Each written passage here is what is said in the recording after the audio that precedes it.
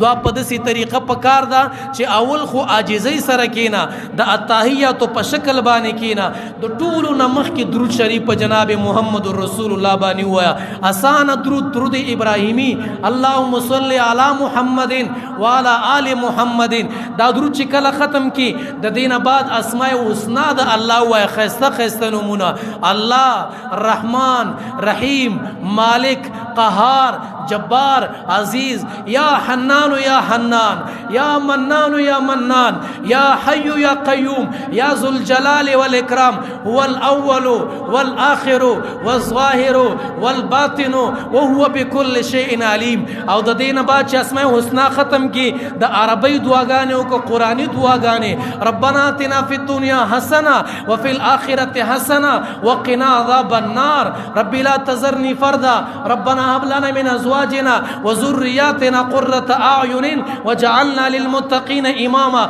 ربي زدني علما ربي اشرح لي صدري سمره چې ربي راغلي دي ربنا ظلمنا انفسنا وان لم تغفر لنا وترحمنا لنكونن من الخاسرين ربنا اصرف عنا عذاب جهنم ان عذابها كان غراما ان عذابها كان غراما. دینه بعد چې کوم په احادیثو کې دعاګانې راغلي حق دعاګانې وایا او دا غینه بعد خپل عاجزی الله ته پیش کا دا غینه بعد خپل ګناهونه الله ته پیش کا. الله یو ګناګار بنده دی راغلی دی الله دومره ګناګار بنده دی چې زما ګناهونه د شګونه زیات دي الله زما ګناهونه د سمندر د زګونو نه سیوا دي الله زما ګناهونه د اسمان کنارو ته رسیدلي دي او بیا د الله صفاتونه الله تو خود دومره لوی ذات تا زمکه پیدا کړي الله تا اسمان پیدا کړي الله تا مخلوقات پیدا کړي الله تا حیوانات پیدا کړي الله تا مرغان پیدا کړي الله تا سمندرونه پیدا کړي الله تو دومره لوی نظام چلے الله کو تم معاف کی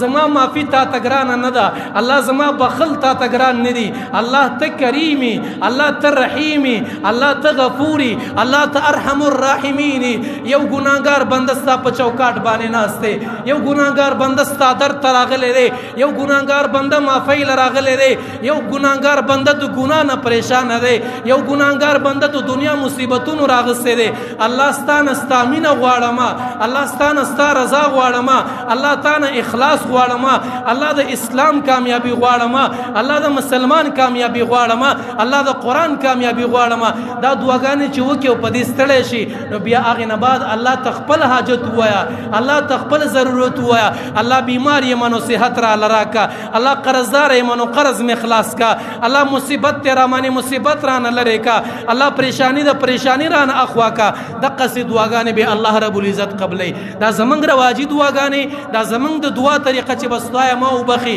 او زما مور او پلار وبخي ټوله دنیا وبخي د سي دعا نه دعا د دعا په طریقې باندې چې زړه دې په اوخږي او سترګو له او دوه اوخ کې راشي کنه او په وجاړي دغه دعاګانې الله ضرور به ضرور قبلې.